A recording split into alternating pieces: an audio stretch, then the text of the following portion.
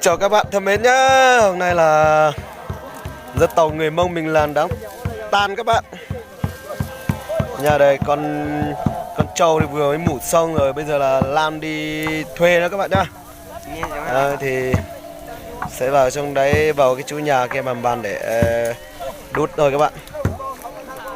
Đây nhá. Trên này nhá các bạn nhá, dân tộc người Mông mình làm đám tang các bạn. Vừa mới buộc trâu ở đây thì mình vừa mới mổ xong. Kia là cái trống, cái này là cái kèn các bạn. Là người tam ở trên kia nha các bạn nha. Mình sẽ bắt đầu đưa các bạn đi vào.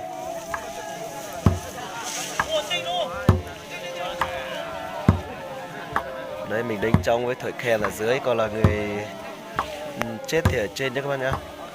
Đấy, cái này là cái chú ở đây buộc trâu, một con trâu các bạn nhá. Đấy, bây giờ anh em đang lang đi ra bên kia để đúc lông các bạn nhé. Trên này để xem các bạn làm cái gì đã.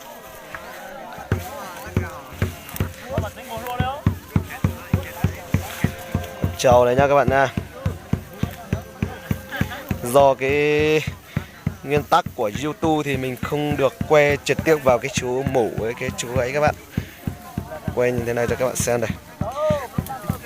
Do cái chú này nó dốc quá thì anh em làm để ra bên này để chế biến các bạn.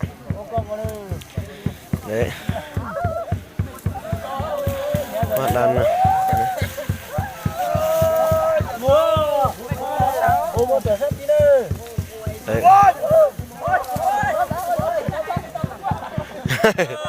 Các bạn nha. Toàn mấy thanh niên câu to khỏe chứ mà làm mấy tí Việt mà nó kêu kêu rồi.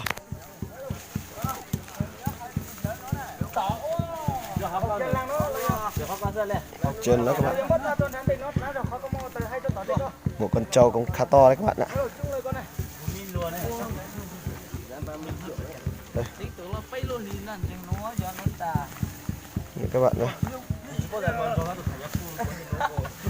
Hiếu trồng cái có lô hả? Đúng rồi. Đây các bạn nhá, mang cái lá chuối khô này đi thuê nha các bạn nhá. Đấy.